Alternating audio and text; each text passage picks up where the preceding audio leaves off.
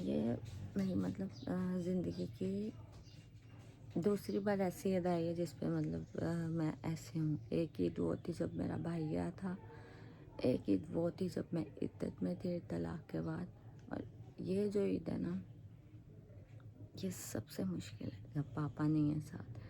हर बार ये होता है कि सारी रात हम लोग उठे रहते हैं, मेहंदी लगाते हैं, शॉपिंग करके आते हैं। उसके बाद इस टाइम पे मैं सोई होती हूँ, मम्मा पापा मुझे आवाज़ दे के उठाते हैं कि सब तैयार हो गए, उठ के जल्दी से तैयार हो, ईद का दिन है, ज़्यादा सोया ना करो। मैं उठती हूँ, मुंह बना होता है, तैयार होती हूँ, फिर मम्मा पापा से ईद मिलती हूँ, ईद लेती हूँ पापा से, फिर उनके साथ पिक्चर्स बनाती हूँ। लेकिन इस बार सब कुछ चेंज है। इस बार हम जब छोटे होते थे तो पापा कब्रिस्तान जाते थे। मैं कहती थी ईद वाले दिन पता नहीं पापा क्यों कब्रिस्तान चले जाते हैं। अब समझ आया कि ईद वाले दिन पापा क्यों कब्रिस्तान जाते थे, और शायद ही मतलब कोई मेरे पापा जैसा होगा। मैं पापा को बादशाह लिखूं, सरबराह लिखूं, क्या लिखूं, मुझे नहीं समझ आता। जैसे मेरे पापा थे वैसे शायद ही कोई हो। ये जैसे मेरे पापा थे वैसे इंसान बहुत कम आते हैं इस दुनिया में, लेकिन दुनिया वाले उनकी कदर नहीं करते। स्पेशली जो अपने होते हैं वो कदर नहीं करते। बहुत याद आती है सच में। जाके देखती हूँ मम्मा और बहन क्या कर रही हैं। मेरे पापा की आदत थी कि सबसे पहले छत पे आके पौधों को पानी डालना होता था, इसलिए मुझे पौधों को पानी डालना।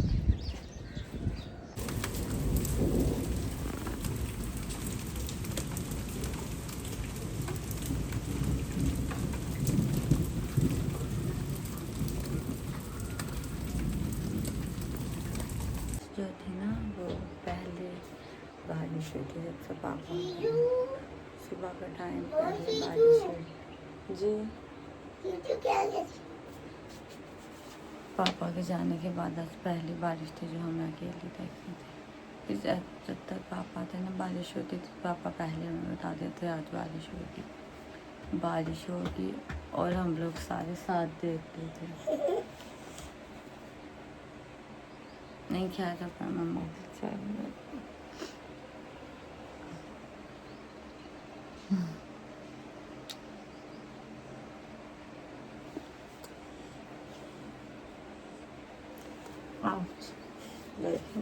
ये देखो गाइस,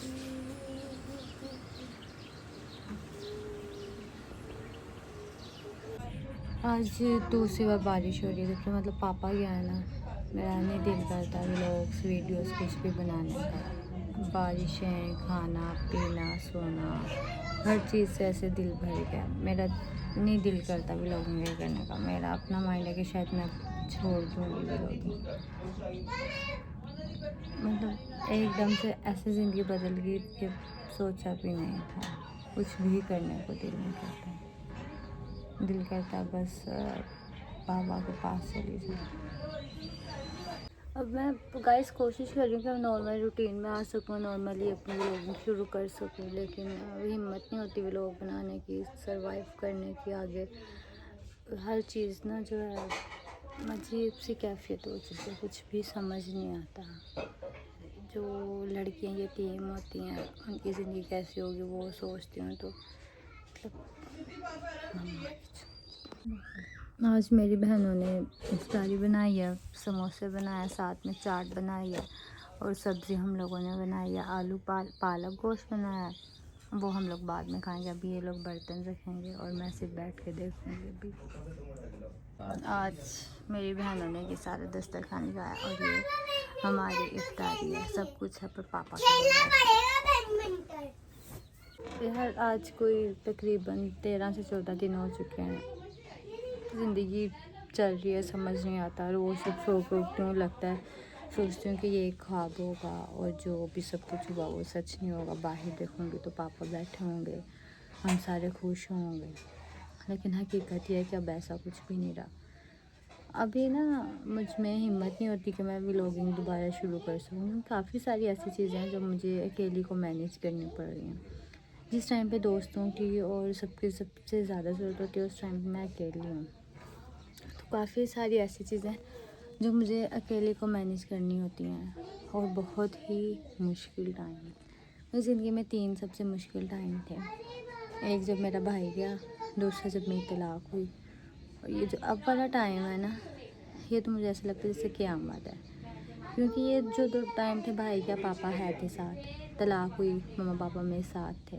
अब जो टाइम है, अब पापा ही नहीं साथ, तो मतलब क्या ही हिम्मत करूँ, क्या ही मैं करूँ, मैं ये सोचती हूँ। तो इसलिए मुझसे हिम्मत नहीं हो पाती कि मैं कोई वीडियो बनाऊँ, कुछ करूँ। मुझे इतनी समझ आती सिचुएशन, कभी कभी मैं ऐसे लगता है दिमाग बंद हो जाए ये सिचुएशन। कुछ टाइम के बाद इंशाल्लाह अल्लाह खैर करे, मैं कोशिश करूँगी पहले जैसे भी लोग अपने कंटिन्यू रखूँगी। मेरी पूरी कोशिश होगी जब तक मैं मेंटली तौर पे ये चीज़ें एक्सेप्ट नहीं कर लेती। पापा अब नहीं हैं, वो चले गए। आज पहली चांद रात है जो पापा का बगैर है। पहले जो एक्साइटमेंट होती थी, खुशी होती थी, अब वैसा कुछ भी नहीं है। अब सिर्फ ये है कि कब्रिस्तान जाना है, पापा से मिलने, ईद वाले दिन उनसे मिलने के लिए बहुत इंतज़ार किया मैंने कि मैं कब्रिस्तान जाऊँ।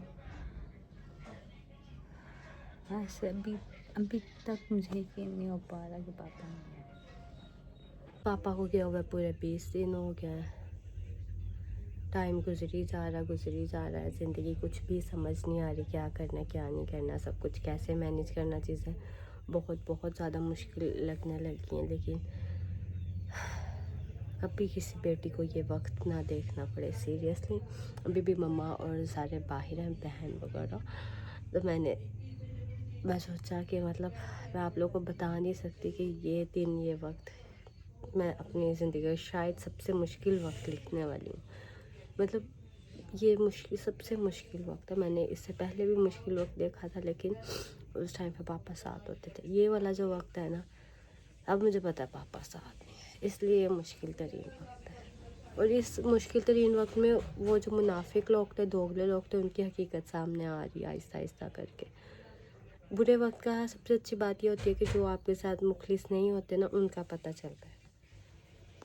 अस्सलाम वालेकुम, आप सब कैसे? उम्मीद करती हूँ आप सब ठीक होंगे। एक तो मतलब काफ़ी टाइम बाद जब मैं कैमरा ऑन करती हूँ ना, तो अपने आप को देख के हैरान हो जाती हूँ। कुछ सिचुएशन जैसी चल रही हैं मेरी लाइफ में, मुझे अभी मुल्क के हालात होगा तो बिल्कुल भी नहीं पता। जो मेरे घर पे क़यामत आई वो तो आप सबको पता। 2026 में सुना था कि दुनिया ख़त्म हो जाएगी, लेकिन चलें। अच्छा, मैंने आज इसलिए एक वीडियो रिकॉर्ड करनी थी सादा पे की वजह से काफ़ी लोग परेशान थे और मैं भी बहुत परेशान थी। लोग बोल रहे, अच्छा आज 22 दिन हो गए पापा को गए हुए।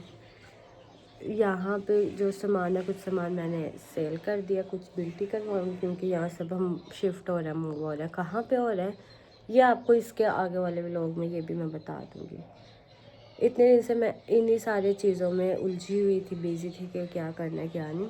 एक बार मैं आपको अपना घर दिखाती हूँ। आज यहाँ से जब हम गेट से अंदर आते हैं, ठीक है, ये हम बैग वगैरह पैक करके रखे हैं। यहाँ पे पहले चारपाई होती थी, यहाँ पे पापा बैठते थे। पापा ने ये लिखवाया हुआ था, ये पापा को ऐसे पसंद था।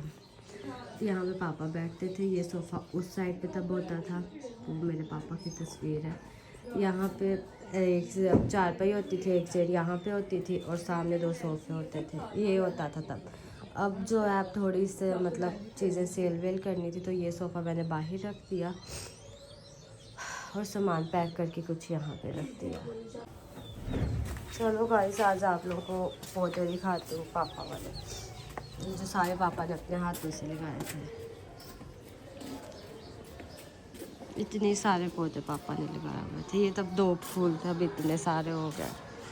आज तकरीबन कोई 22 दिन होने वाले हैं। ये हमारी छत है, यहाँ से भी कब्रिस्तान नज़र आता है, लेकिन मेरे पापा दूसरे वाले कब्रिस्तान में।